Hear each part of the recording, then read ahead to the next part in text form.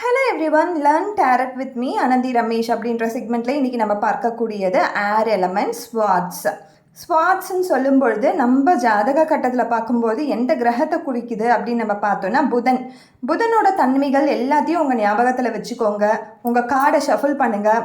Shuffle பண்ணும்பொழுது இந்த swords வந்துச்சுன்னா வேறு எந்த எலமெண்ட் கூட வந்திருக்குன்னு பாருங்கள், கனெக்ட் பண்ணுங்கள், ப்ரெடிக்ஷனை ஸ்டார்ட் பண்ணுங்கள்.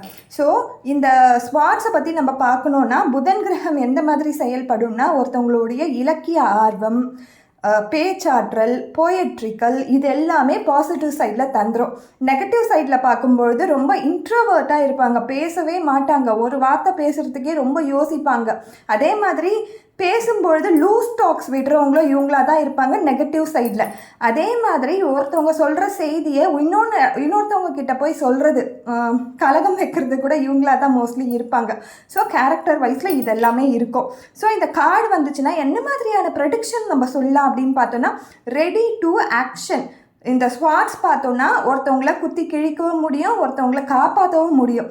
ஸோ அந்த சிச்சுவேஷனுக்கு ஏற்ற மாதிரி இந்த கார்டை நம்ம பொருத்தணும். ரெடி டு ஆக்ஷன் தான், சீக்கிரமாக ஒரு வேலை முடியும். எதனா ஒரு காரியத்துக்காக நம்ம கார்டு எடுக்கும் பொழுது இந்த மாதிரி கார்ட்ஸ் வந்துச்சுன்னா அந்த செயல் சீக்கிரமாக முடியறதுக்கு வாய்ப்புகள் இருக்குது, இந்த யூனிவர்ஸ் அதற்கான பிளஸ்ஸிங்கை கொடுக்கும் அப்படின்னு சொல்லி நம்ம ப்ரெடிக்ட் பண்ணலாம். ஸோ உங்கள் ஜேர்னல் எழுதும்பொழுது புதனோட காரகத்துவங்கள் ரொம்ப அதிகமாகவே இருக்குது. ஸோ அதையும் இன்க்ளூட் பண்ணுங்கள், ஒவ்வொரு கிரகத்தையும் வச்சு நீங்கள் இன்க்ளூட் பண்ணுங்கள் கார்டுங்க கூட. ஸோ ரொம்ப ஈஸியாக ப்ரெடிக்ட் பண்ணலாம். நீங்கள் ஜேர்னல் பண்ண ஆரம்பிங்க, அப்போ தான் உங்களுக்கான தெளிவு பிறக்கும்.